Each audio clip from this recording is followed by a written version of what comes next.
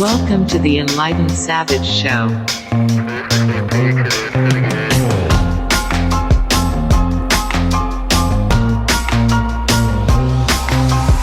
Welcome to the Enlightened Savage Show. Today I have a very special guest, the man, the myth, known as the legend. He won't brag about himself, so I'm going to do a little bit of that right now. So he is on the PGA Tour, a chiropractor on the PGA Tour. He's worked with USA Surf recently at Mamba Sports Academy. He's worked with the X Games. He's worked with professional baseball players, football players, their training staff. He lectures and teaches both around the country and around the world. My dear friend, mentor, and colleague, the legend, Michael Rintala. Thanks for coming on the show, Michael. Hey, thanks for having me. One correction, haven't worked on the X Games, but have done action sports, do action sports. That was back at the beginning. See, he competed in the X Games. He competed in the X Games. He competed in the X Games. Definitely not. So don't get it mixed up. He was definitely a vert skateboarder. Don't listen to what he has to say. So I've known you for a long time. We've got to know each other. Michael's a great guy. He spends his time trying to teach people and improve the fitness, movement, rehab, sports performance world. That's, I think, what his real passion is. And he gives his time so freely to people like me that won't leave him alone, and so many other people. And then he's also traveling the world, teaching courses. But, Mike, if you don't mind, just briefly discuss who you are and how you got to this point. Private practice here in San Diego, about 20 minutes from you. Mm-hmm. And besides private practice, I do spend some time on the PGA Tour, helping the players out there on the treatment trailers. Also have the opportunity to spend some time on the World Surf League, helping out the medical crew out there. And also one of the international instructors for Prague School of Rehabilitation, teaching dynamic neuromuscular stabilization, or DNS. How I got into this? Well, early on, when I was younger, I played junior tennis, competitive tennis, and did that, played through college, and racked up my fair share of injuries. Actually, probably spent more time in the training room than I did out on the courts. And through my experience with that, with overtraining and improper training, and incurring all those injuries, it really piqued my interest to really help myself, and figure out what was going on, why I got to the point that I got to, and had to stop playing in college. And that drove me towards chiropractic school, where I went to Los Angeles College of Chiropractic. In chiropractic school, I got, actually, after the first year, we had a specific rehabilitation course. And Craig Liebenson, who's a chiropractor, big in the rehabilitation world, functional training world, he was teaching that class. And in that class, he introduced me to the Prague School of Rehabilitation. Yonda, Levitt were kind of pioneers of functional rehabilitation in the Czech Republic. And when I got introduced to what they were talking about, their concepts and their principles, it was like the clouds parted and the sun came out, and it's so, yes, it was something that made complete sense and fit with my experience as an athlete and with the injuries that I had. So from that point, I learned as much as I could about Yonda and Levitt and Prague School. Once I graduated way back in 1997. Dating yourself a little bit. Oh, it's amazing to think how far back that was. But once I got out, Dr. Liebenson was bringing people over to Prague, small groups, and I joined one of those small groups. Got to see Levitt. Yonda had passed away the year before, so didn't get to see him. And it was an 8-day course, I think 8 days. The last 3 or 4 days, I got introduced to Professor Pavel Kolaj. Pavel Kolaj is the developer of dynamic neuromuscular stabilization. When I saw him presenting, that was another aha moment. Again, the clouds opened up, the sun came down, and I was like, "Oh, this is amazing stuff." So, from that point on, tried to keep going over to Prague. Eventually, they started coming over here and teaching here. And Professor Kolaj and the other Prague school therapists were kind of the evolution of Yonda, Levitt, Vele, and Vojta. Yes, thank you. Those Prague school pioneers.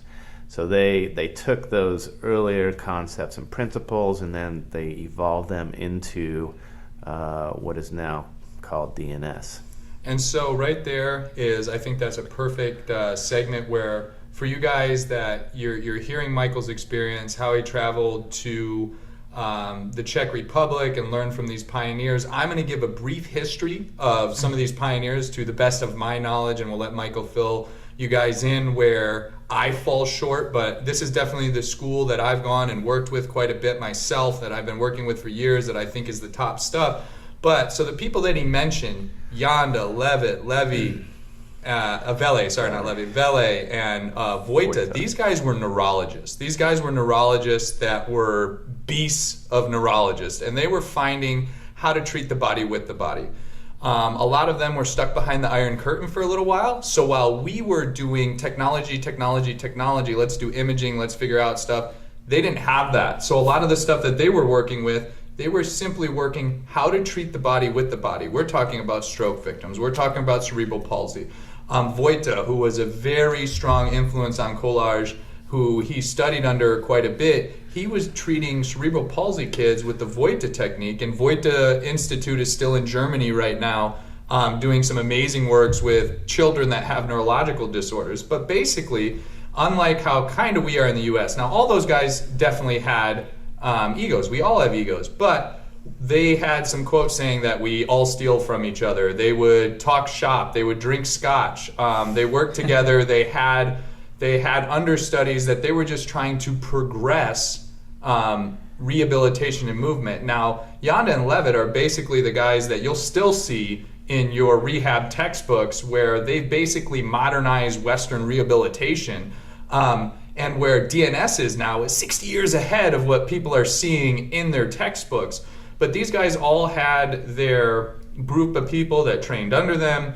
Pavel Kolaj was really heavy under Vojta as well with the reflex locomotion, and that's another story that we can talk about later. But all this information was combined into principles and into how to treat and how to approach what is neutral, joint centration, what is proper respiration, where the foundation and starting points are, and how to systematically go through and check injuries or performance loss, and then how to go. And that's the basic of dynamic neuromuscular stabilization. That's how the history of it came about. And if I miss some things, please fill it in. But right after we fill in those history things, then we're just going to give a brief discussion on what DNS, or dynamic neuromuscular stabilization, actually is. Yeah, that nice synopsis of the history. Don't have too much to add to that. Just to emphasize the fact that these clinicians, these therapists were behind the wall, behind the Iron Curtain. They did not have access to the technology that we had in the West, so they really had to develop their eyes, they had to develop their touch to figure out what was happening with their patients, and that's a huge influence on the approach today. Utilizing the training your eye, training your touch, and using that to enhance assessment, rehabilitation, and performance. For the basic concepts and principles of dynamic neuromuscular stabilization, it's based off of developmental kinesiology. So Pavel Kolaj, he's a pediatric physiotherapist.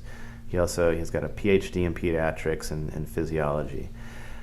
He's also head of the rehabilitation department at the Charles University Hospital in Prague. He is the head clinicians for the Czech Olympic teams. He's also head clinician for the national hockey teams, tennis, men's and women's, and soccer. So, and besides that, he was also had experience as an Olympic level gymnast. So very experienced in treating, very experienced in working with high level athletes, some very, very high level world class hockey players and javelin throwers, and I mean the list goes on and on. And right now, and Pavel's, I mean, we could list a lot of the stuff that he's done for a long time, and you gave that good information that he started with seeing how the baby moved.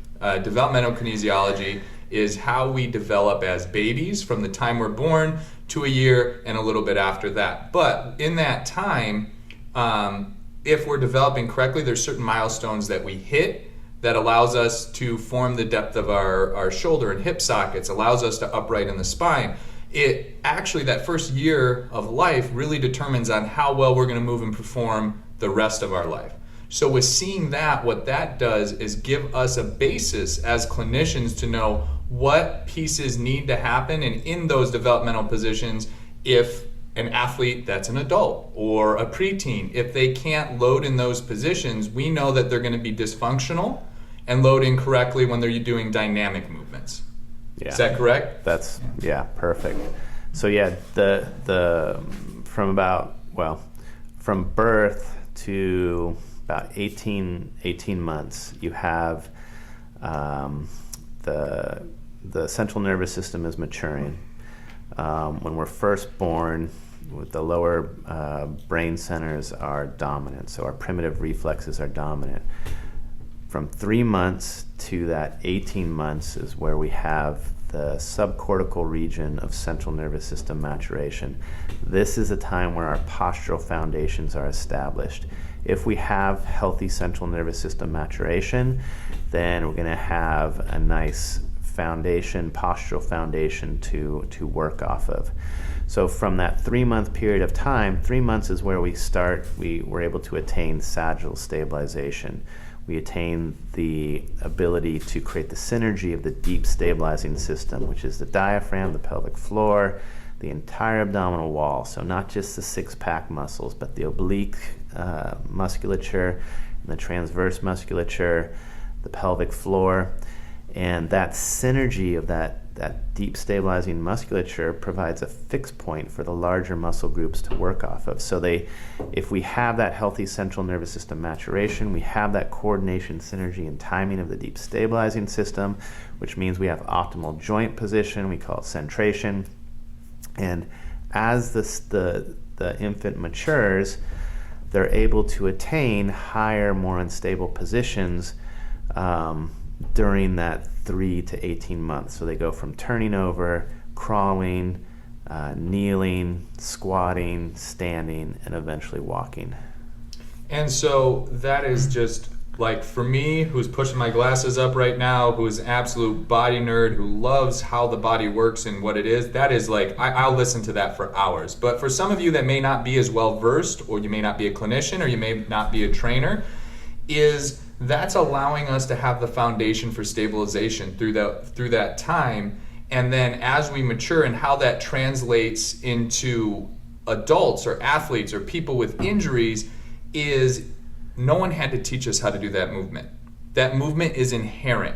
So all of us, bar having a neurological issue, bar having parents put us in positions or chairs or walkers before we were ready, we're going to develop ideally. Now, somewhere along the line, whether it's injury, incorrect training, something like that, we get off of ideal. So the goal with DNS is to help, in my opinion, is to help bring people back close to that inherent ideal. So we know if we see breakdowns in these movement patterns or these stabilization, our goal, we change sometimes our morphology, injuries, how our body develops when we're adults, where we can't get to 100% ideal. But our goal is to pull us back to as ideal as possible so we load and function as well as possible. And so what that is we're taking the understanding of ideal movement as a child, how we develop through there, and knowing that if we put ourselves back in those positions, and this is reflex locomotion, this is developmental kinesiology, this is DNS, if we put ourselves back in those positions, know what neutral is, and then work those positions with different exercises, with transitions, with things like that, is we can reboot. We can Control-Alt-Delete for any of you that are old enough. We can Control-Alt-Delete, reset the system, get ourselves back to that blank slate, to that good movement pattern, so then we can perform better in higher activities. So we've covered that. I think that's a good introduction. We're going to talk a little bit about how we implement it in our daily workings with athletes and people with injury. But Mike gave a little bit of his background in DNS, and I'm going to give a little bit of mine, because I'm always spouting off about DNS to anybody that will listen, and even people that don't want to, because I think it is the cat's pajamas. So for me personally, I played high school and college football. I played a bunch of other sports. I beat the crap out of my body. I was hurting. I ended up, through a lot of different things, I ended up in chiropractic school. Now I was about to leave chiropractic school because it didn't make sense to me what they were doing. And an upperclassman, Matt Lane, who actually has Fit MJC in the Kansas City area. I think they got like 6 clinics. They host a lot of DNS courses too, so they're great guys out there. He said, come to this club. And so this club was Motion Palpation Institute and the MPI group. And one of the guys that was there was Brett Winchester, that helped out with the clubs, who is also a international DNS instructor. And a lot of the stuff, a lot of DNS they had sprinkled in throughout the MPI. They had some of the breathing, they had some of the loading, they had some of this. And as I was going through, I constantly was asking them questions. Well, what's more on this? What's more on this? What's more on this? And they pointed me to DNS. And they said, this is a lot of information. Now, and what they told me is, they say most students aren't ready for this in chiropractic school. They don't have enough foundation. They're like, I think you can handle it. So I started taking classes. My first DNS class I actually took with Brett Winchester. This was before he was an instructor. This was his trial instruction with Alena Kobasova, who basically schedules everything and is a brilliant neurologist in her own right, an absolutely lovely woman who just runs the show as far as making sure everything internationally is scheduled, booked, fees are paid, everything like that. And then program development, she runs the show. She's great.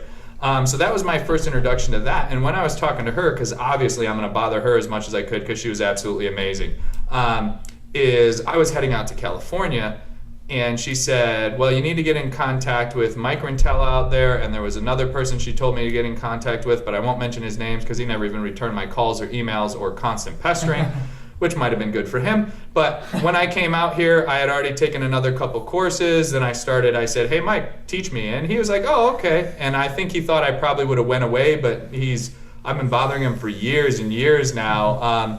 But when I first came out to California, basically any free time that I had, I would say, all right, I'm gonna watch what you do, Mike. And it was, sometimes he's like, are you here again? All right, I'm gonna have you start getting some towels or something. You're just here too much. And I just kept coming. I didn't listen. I knew he didn't want me there sometimes, but it's okay. And then actually when Mike, I kept taking courses, I kept learning from Mike and other people. I did as much as I could. The DNS stuff really helped me heal from injuries where other rehab and other things just didn't quite cut it.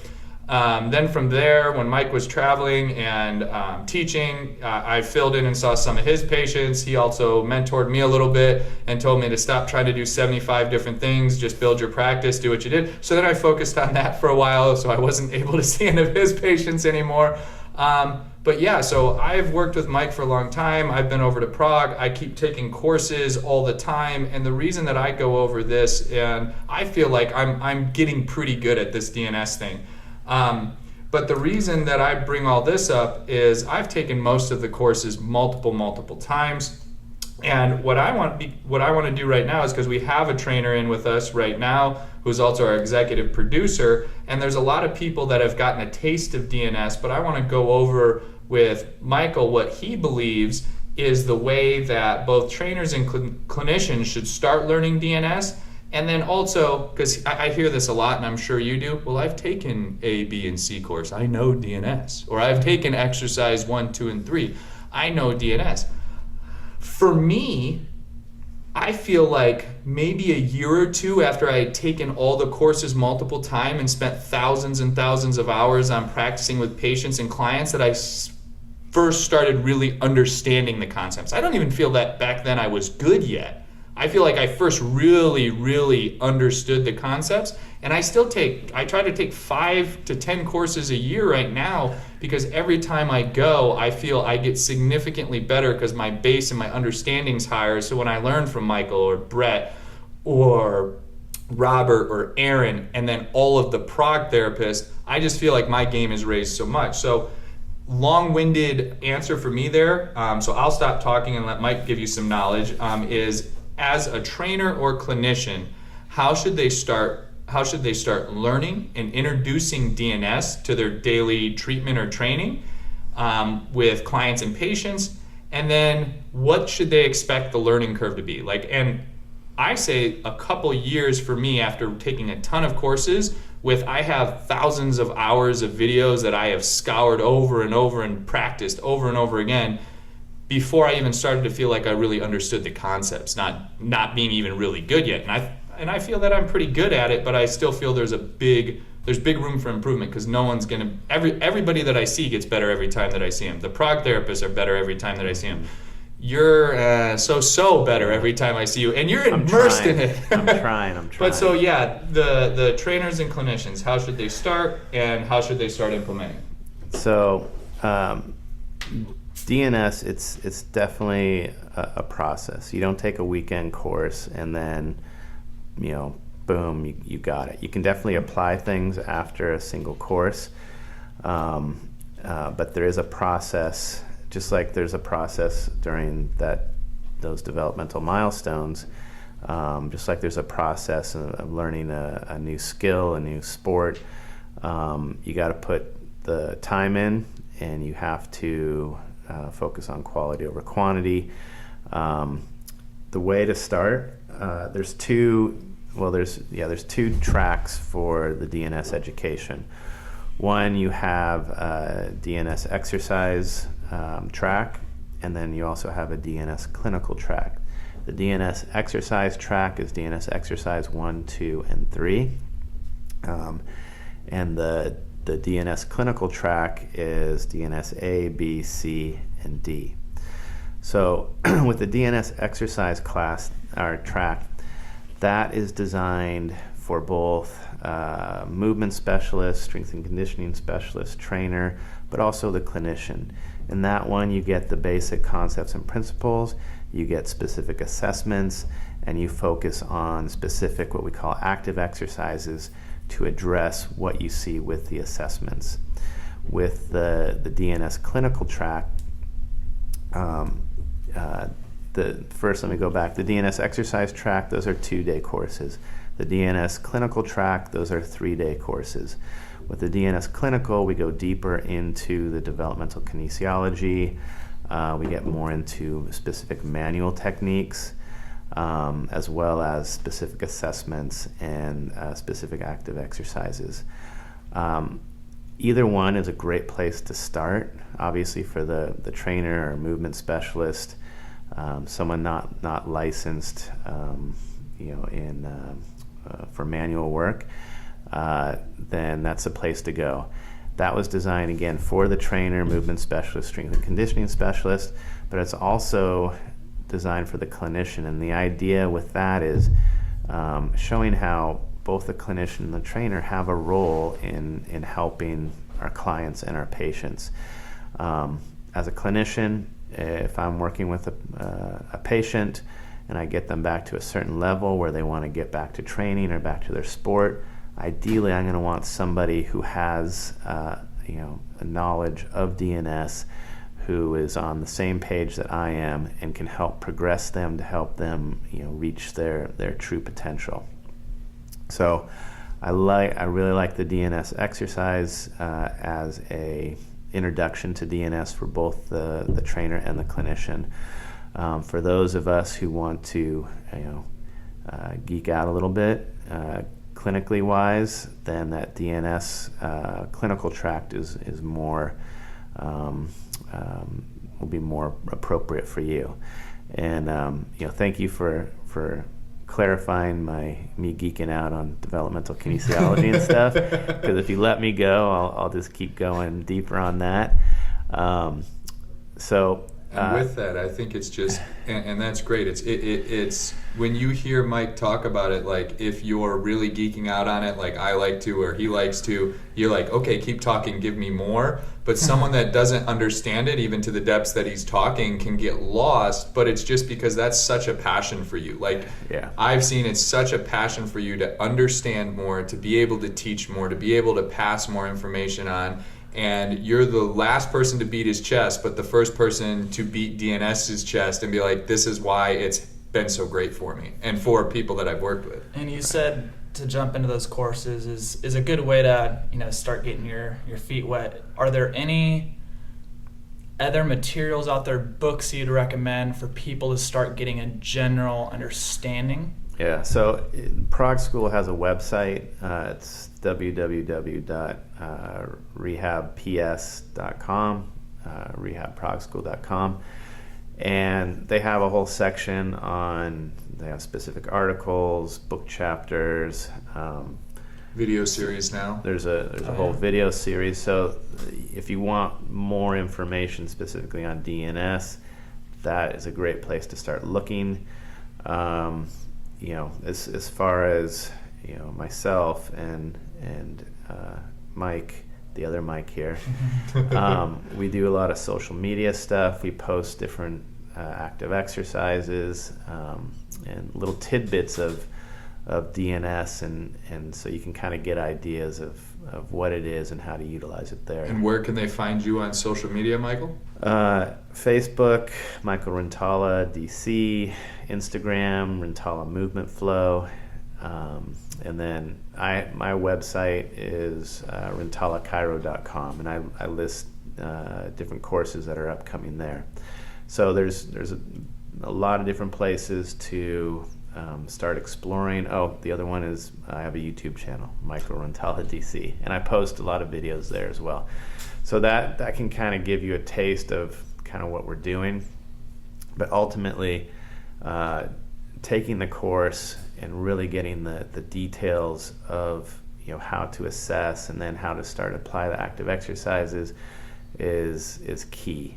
And Mike and we talk about it's the process that we went through. It's one of those things. It's like the more we know we don't know. I am constantly humbled, especially working with the Prog School therapists. They're constantly evolving. Professor Collage is constantly evolving, and every time I think I got it and I teach with one of them or I watch Professor Collage, I'm just humbled. So starting out with one of the base courses, getting the basic concepts and principles, you'll be able to apply those concepts and principles, assessments and treatments and training. But it is something that you do have to practice. Like anything you want to get good at, you have to practice. And guys, with Michael, he just gave you the list, and we're going to post a list of ways to get in contact with him. But myself, and I know Michael does too, he's a little bit busier than me, but we try to respond to as many people as we can that have questions about it. We really earnestly want people to improve. We want people to know what we know. And then as someone that has taken hundreds and hundreds of different courses, all in like movement, soft tissue, different stuff like that, is the quality of material that you get, especially from one of the courses that Michael hosts. Because we live in Southern California where things are more expensive, but you are not going to find a cheaper DNS course in the US than the ones hosted by Michael. And again, it's because I believe he really just wants to get that information out to you guys. and you 100 times 100% are going to get your money's worth. And again, that's is it Michael Rintala Cairo? Just Rintala Cairo. Rintala Cairo, nice Finnish name, .com. And you can find, he lists all the courses that he's hosting or that he's going to be at and doing, and all the ones that he hosts are a really great price. And you know, I try to help out as much as I can. I lend my facility when I can, and he does the same with his. And we really just want to get that information out to people. So just to break it down, there's the DNS exercise courses 1, 2, and 3 for movement specialist clinicians. I found that after I did the clinician courses, how much I got out of those exercise courses. And also after I did the DNS courses and the exercise courses, some of the biggest ones that really made a difference for me hands-on were the movement courses, were the specialty courses that it wasn't, you already have to have the knowledge. And then it's just working with movement, working with loading. Alishka was great at that. And I'm not talking down on any of the other practitioners. These are just the ones that I've done movement classes with, that I've had a great experience with. Alishka, Mikhail Truk, and Martina. And I've taken probably 5 with Martina, 3 or 4 with Michael, a couple with Alishka. And I mean, those ones, because it's doing the movements over and over again, and it's workshopping, and it's working with other clinicians that have done it. And that's a lot of the reason why, and correct me if I'm wrong, Mike, but the reason I love working with people like Wes here, I've been working with for a year as he's taken some of the classes to try and help him progress. Michael's worked with me for many years. We get together as much as possible because we learn stuff from each other all the time, and someone else might see something or have a question so it's this collaborative effort from people in the US, people in Prague, to really continue to progress DNS. So if you're someone that said, oh, I took the courses 10 years ago, I took them all once, I'm a certified clinician, I took the test, and that's the thing as well, on the DNS clinician track, if you want to be a certified DNS practitioner, there are tests after each single, after the courses, which especially the C and D are pretty stinking hard, but it's to actually know that you understand the material that you're doing. But again, if you've taken the classes 2 years ago, 5 years ago, 10 years ago, before it was DNS, you're behind because it's ever evolving. It's not something that's stagnant and still, and that's what I love about it too, is I've had, I just on for example, on how the foot loads, what was taught was 3-point for quite a while. Now it's 4-point, and the 4-point makes more sense. And if you want more information on that, go to a DNS class. But, so we've been over DNS, we've been over the tracks, we've been over how people can do it, how they can get in contact with you, the learning curve, it takes a while. So now I want you to talk about, Michael, how it can help athletic performance and how to introduce it. So these are 2 separate topics. We'll first talk how to do athletic performance and then how to introduce it to pro athletes. Because as someone that myself and you both work with pro athletes, it's a little different story than when we're doing it with a young athlete, a high school athlete, to someone that's making their money or they're mid-season or they're not out with an injury. There's a little difference how you approach it with a pro athlete than someone that's just like, say, a 13-year-old kid whose parents are like, I want them to be able to perform their best. Yeah. So start with athletic performance, and then we'll go on to how we use it with pro athletes. Okay, so I'll definitely do that. One point I want to make with the one reason I really like DNS, utilizing it and especially teaching it. It's not Prague School isn't saying, oh, you have to do DNS, stop what you're doing. DNS beautifully integrates with all the good work that you're already doing, whether it's soft tissue work, other movement systems. It's kind of like it's like a software upgrade for anything that you're doing. So as far as being effective or how it enhances sport for performance. So one of the main things that DNS does is it looks at the efficiency of that deep stabilizing system. And I mentioned before, we have diaphragm, pelvic floor, the entire abdominal wall. We also got to include the intersegmental musculature throughout the spine.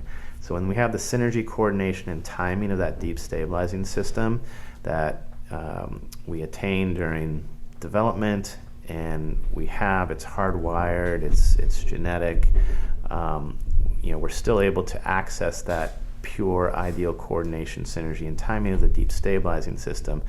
But like Mike said, things like postural habituation, repetitive use, which is overtraining, past injury, usually all three when we're dealing with athletes, that can throw off that efficiency of that deep stabilizing system. So with specific assessments, treatment, and training, we can help facilitate that ideal coordination, synergy, and timing of the deep stabilizing system. If we do that, then we have more efficient transfer of load, more fluid, effortless movement.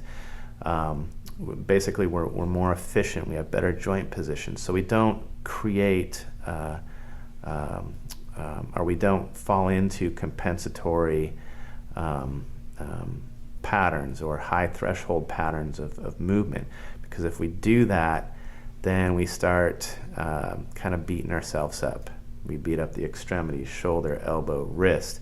We start overloading the transitional segments throughout the spine, lumbar sacral, thoracic lumbar, cervical thoracic. So the better that we can train, the better that we can see where our insufficiencies are with our athletes, then the more efficient they're going to be able to move, and with that, the less likelihood of injury. But then you take that a step further, with more efficient movement, more efficient transfer of load, now we raise their potential for performance. And so for me, I love that. That was eloquently spoken.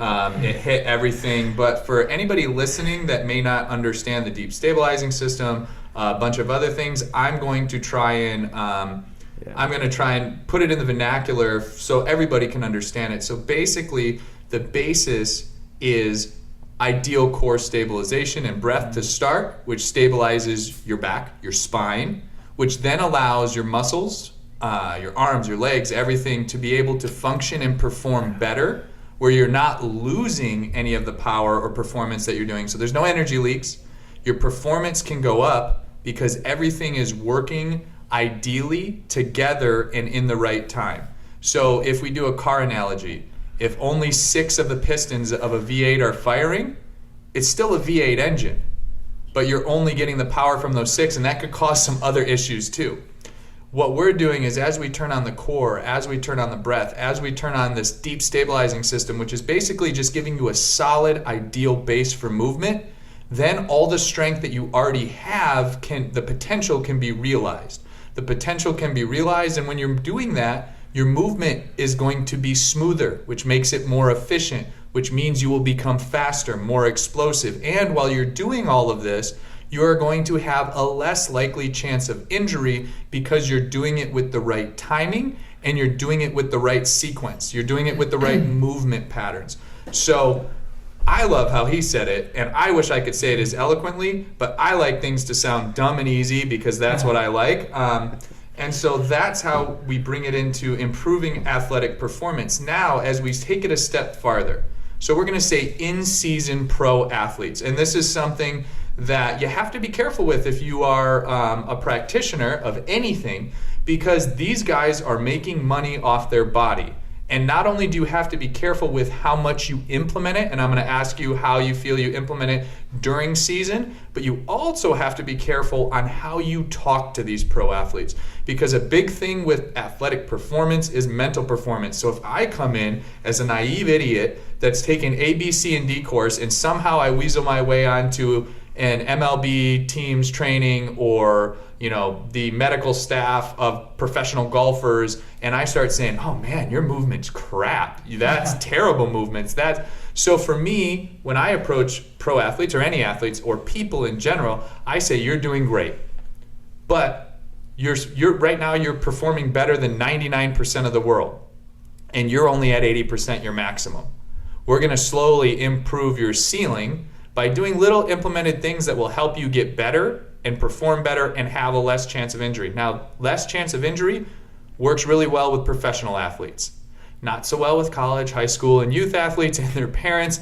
they're all about performance for the most part. Now, there are some very good parents, I'm not saying there aren't, that really understand, hey, if my kid doesn't get injured, they can continually get better over the long run. But with professional athletes, longevity is a good word to use, or injury prevention, especially someone that's been injured a lot, because they know they're not making the team in the tub, and that, you know, you're not getting paid if you're not playing. So just go over briefly how you implement it during season, and then how you can implement it in an increased rate either off season or when there's an injury. Right. So that's an important point. Yeah. How you talk not only to your athletes, but, you know, just your patients or your clients in general. You know, when I assess, when I see where the specific insufficiencies of the deep stabilizing system are, you know, I don't necessarily point all that out to them and give them like this, you know, complex that, you know, how can I even move now? Basically what you do, yeah, you know, like, okay, you know, obviously, you know, you're performing at a high level. How would you like to perform at an even higher level? And with that, how would you like to create, I like to say, durability and longevity. I like that. I'm And writing it then- down, and I yeah. came up with that. Yeah. Yeah, especially for a professional athlete who makes their living playing, that is huge. That's huge on the PGA Tour. It's the World Surf League Tour. You know, any athletes, especially on not only the professional level, but, you know, high school and college as well. Because if we can address those younger athletes, then we can prevent problems later on, and that's another topic we'll get into. Going back to you know, the specific athletic performance, the more efficient that we can efficiently we can facilitate that deep stabilizing system, then and the more that they can become aware of that facilitation and utilize that awareness to create it themselves, then they can start to manage how efficiently that they are utilizing it. So for a pro athlete, especially in season, one of the beauties of DNS, when I train athletes or patients in general, once they get to a certain point where they have the awareness, they know how to feel and facilitate that deep stabilizing system, then we progress into little movement sequences, transition flows, and with athletes specifically for their sport. The beauty with DNS going through that, it not only creates ideal mobility stability, but it lights up the central nervous system. You get a better awareness. You can input, I'm going to geek out here, the somatosensory input from the environment. So you can process your environment better. And the other beautiful thing about DNS is you don't wear yourself out. You know, you create mobility, you create ideal stability, ideal synergy of your, you know, what we call kinetic chains in your deep stabilizing system. You enhance your proprioceptive or input of the environment, and it energizes you, versus going through a whole warm-up, getting tired, and then having to perform. So a key goal, especially with athletes, is to get them to a point of competency and awareness while doing the breathing, which is a huge one with DNS as far as addressing the diaphragm, because the diaphragm has a respiratory function and a stabilizing function. So getting that and then creating that synergy, helping them create the awareness of activation, so that then they can utilize that specifically in movement preparation to then perform at their potential. And just shameless plug here, we actually have a DNS movement preparation for the athlete coming up at Stanford University in mid-April. And you know, if you guys want details on that, go to the social media info that we gave earlier. But with that, we're specifically targeting and teaching, you know, the Stanford training staff and medical staff, as well as other students attending, how to help the athletes gain that awareness, going through specific movement sequences based off of that developmental kinesiology to help them perform at their potential, as well as create that durability and longevity, which you like so much, and me too. Yeah. So with that, just a quick recoup of that is how what I'm getting from you is that with a lot of the pro athletes and the people that are already in season and doing it, you're not really trying to change their patterns per se. What you're trying to do is stimulate the nervous system, stimulate their body, so that instead of having a really good game and then an okay game and a good game and a bad game, is that we're stimulating the nervous system and the neuromuscular system, and them being able to know, okay, I've got everything in my body firing correctly. I feel it. I feel the tactile even sensation, we'll say baseball, of my hand on the bat better. My skin feels alive. I can sense things better. I feel the connection from my big toe all the way to my shoulder. I know I'm ready, because that's a huge mental edge for them as well. Whereas if we're working with someone that's coming off of an injury or something like that, we're trying to really repattern a lot more and strengthen that. And then from what I'm doing with non-athletes is I definitely have a cross of the clinician and trainer, where I'm getting the patterns good and then I'm trying to strengthen the crap out of them so they can get back as quickly as they want to surf, ski, play tennis, do whatever they want, where they're strong enough in pretty close to ideal positions that they can resist external forces. So now what I want to talk about, because I think this is actually where, from what I heard, where Pavel's trying to go with stuff, and where I think a lot of good work can be done, is working with kids. And how young should you start working with youth athletes? Because here's the thing is, I've had a lot of parents be like, well, my kid's 9. They just look funny when they're moving. But should I wait till 13 or 14 to start working with you? And here's the thing about young kids, in my experience, when you work with them and give them and teach them to load correctly and move, they change almost instantaneously. Their neuroplasticity, their ability to take in the information and their body to spit it out with better movement happens very, very quickly. The later you wait, 13, 14, 15, 16, and the more they've trained, the more hours and hours of ball or sport that they've done, the harder it becomes. But you get a 9-year-old that a parent says they had a growth spurt, they're falling all over themselves, they can't do it. I teach them how to breathe, activate their core, do a good squat load, find what the issues are, and within a week or two they look like a different kid moving. And that's what's really excited for me, is I feel like a lot of prep for athletic performance for youth is making sure they can move well and them understanding what good movement is. Because a lot of times you even tell a kid, like, no, here, squat like this, do this. They can do it, but they don't know that dumping into their knees and low back is wrong. That's just the easiest, because they're Gumbies. They're easy to drop into those. So for you, what would you say would be an ideal age to start working movement with kids that are beginning to go into sport? And for me, a lot of it is, do they have the mental maturity? So it could be a 5-year-old for me, like a very mature 5-year-old that's into gymnastics and they're focused and they're already training really hard, and 5's a pretty young age. But if they can understand somewhat what I'm saying, know why they're doing it, and want to get better at the sport, and it's their desire to get better, you can start pretty young. But for the most part, I say that with what I've worked at, 9 years old is usually a pretty good age where you can give them stuff to do. You can give them homework as to movement, and their parents can help them.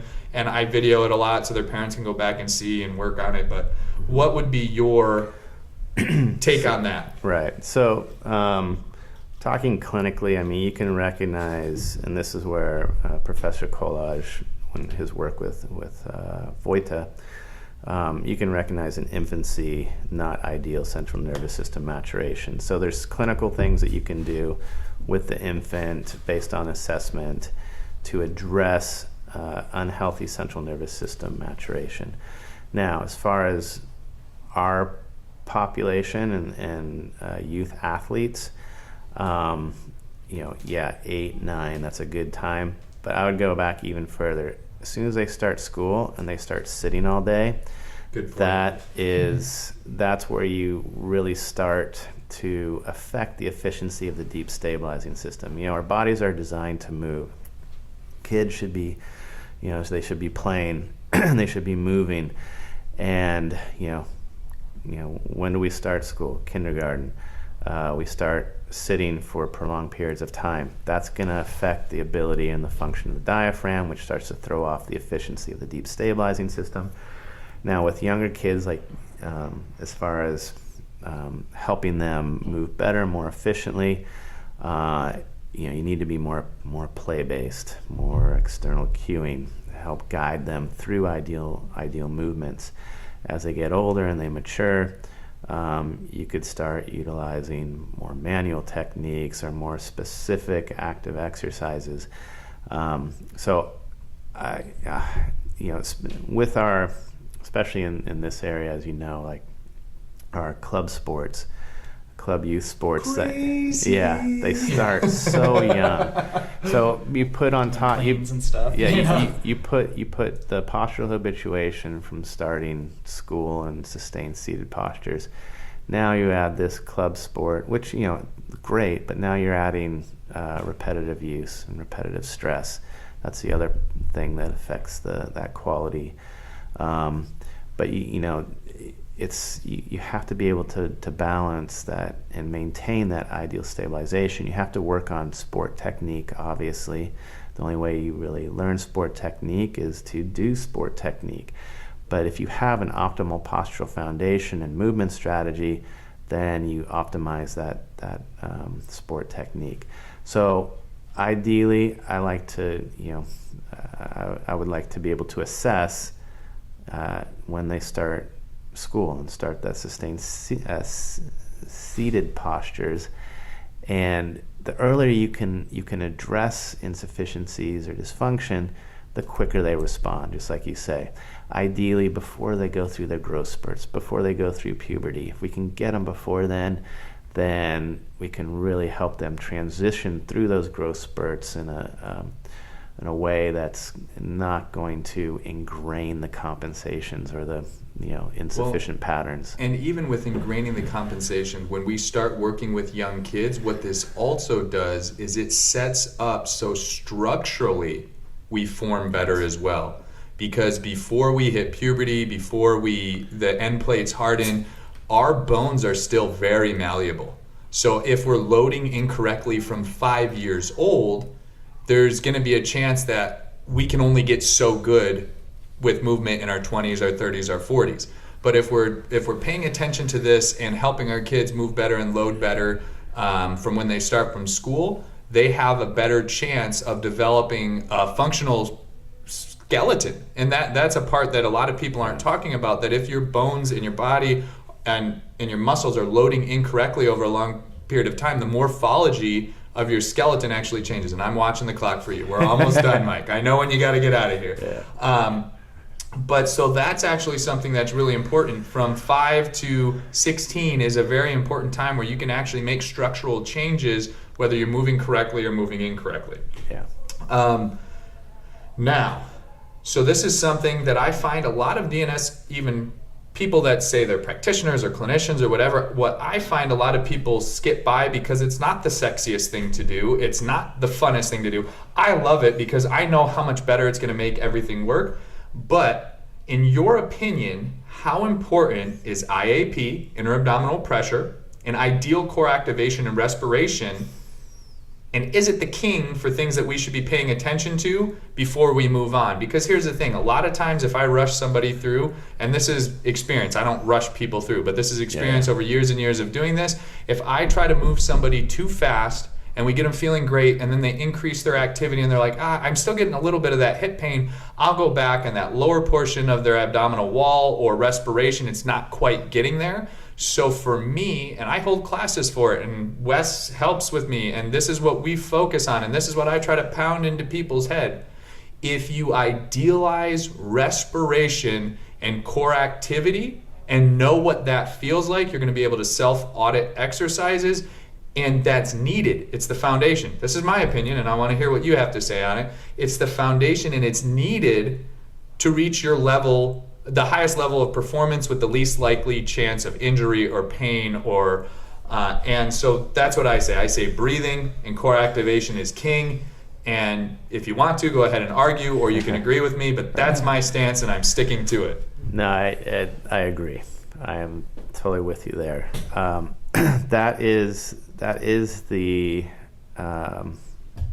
that synergy coordination and timing of breathing and stabilizing function of the diaphragm and of that deep stabilizing system is the base that you want to build off of. If you, like you said, if you go too fast too soon and you don't create that optimal foundation, now you're building on a unstable foundation. And if you put enough load or speed or time on that unstable foundation, that's going to play into injury, and it's going to play into losing your optimal potential as far as performance. So that is something that I definitely spend most of my time on. And like you, with experience early on, I was doing too much too soon. And over time, I learned that not only does the patient need to be patient, or the client as far as their training, but myself as a clinician or you as a trainer also need to talk to them and emphasize the need for quality over quantity. And that's hard to do because everybody, especially in our culture, is go, go, go. We gotta, reach our PRs or reach our, certain weight or go for a certain time. And if you're constantly doing that, you're in what we call a functional gap. And when you're in that functional gap, you're utilizing all compensation. And you'll get your time increase, you'll get your strength increase or your increase in weight, but it's going to be a short bump before you get injured or ceiling out on your true potential. So as a clinician, I'm talking constantly about these fundamentals, and it's very important for me to keep learning from the prog therapist, from my own experience, on ways to help the people that I work with gain that awareness and have that attention to be able to feel the diaphragm descending, feel the ideal breath, feel the ideal stabilization. If I can do that and they can feel it, their eyes light up. And usually when I can do that, they say, why has no one shown me this before? And when that happens, they get it, they become patient, they help me become patient, and together we kind of are able to reach their goals, whether that's a new mom or a professional athlete. And with that is just a shout out to anybody that is doing DNS, that's practicing, that's working on the breath. I'm just going to give some quick clinical pearls. In my experience, if the front of the stomach is pushing out quicker than the other areas, they're not doing ideal respiration. If the breath is stopping at the belt line and not going all the way down to basically the pubic symphysis, you're not ideally breathing or activating. When they go and try to expand the core and create tension in the core, and it's a squeezing down and then a pushing out, that's not ideal activation. And for anybody that's had their fingers down in and feeling the abdominal cavity when someone's doing this, they know what I'm talking about. But if you're not doing that and it just looks like there's tension everywhere, sometimes that can be the case. Is how people are doing what they're doing with the breathing and core activation makes all the difference. Because the muscles that we're using, if it's the right sequence, good. If it's the wrong sequence, that's where we can have our problems. And if we're not focused on that breathing and core activation, and I think a lot of people that take the DNS courses and work with it, they think that they've covered the breathing because they did it once. But the breathing precedes all the other stuff. The breathing and core activation precedes all the other stuff. I know, Mike, that you have to run, so really quickly, we're going to do a little something, and we might edit this out. But if not, I don't care. It's going to be fun anyways.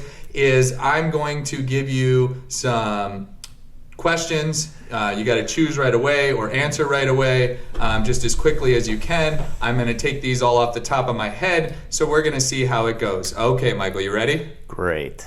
Bacon or brisket? Bacon. Ice cream or gelato? Ice cream. Favorite Backstreet Boy? Don't know. Tell us a lot about you. Prague or Japan? Oh, both. Both. Good answer. Favorite NFL team? 49ers. Favorite food? Japanese food. Who would win in a fist fight, you or Brett Winchester? Brett.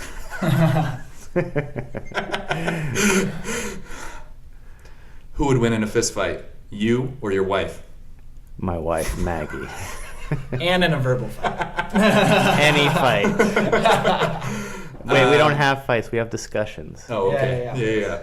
That's good. And then last and not least, did you enjoy yourself today? Yeah, this was awesome. All I right. really enjoyed this, and it's really nice with you having the knowledge and the experience with DNS so that we can kind of get deeper into the concepts and principles. So thank you guys. And guys, our big purpose here is to help get you information. So if this covered a lot of stuff that you liked, let us know. Great. If you want more information, I will pester Mike, and as soon as he has free time, we'll get back on and we'll do some more installments with DNS. We'll do some installments on how to do it with exercise. We'll really get some more information out to you guys, but that's also going to be on what you guys want to know. So again, thanks for joining us. Mike, it was great having you here.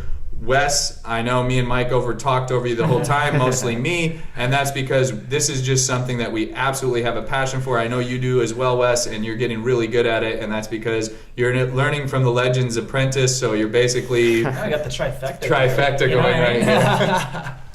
All right, Yeah, so back down south for you, Mike. All right, thanks, guys. Yeah. See ya. If you're like me and you do all your best thinking on the toilet, make sure to visit www.enlightensavageshow.com following this show when you're taking care of business for additional tools and resources to help you thrive.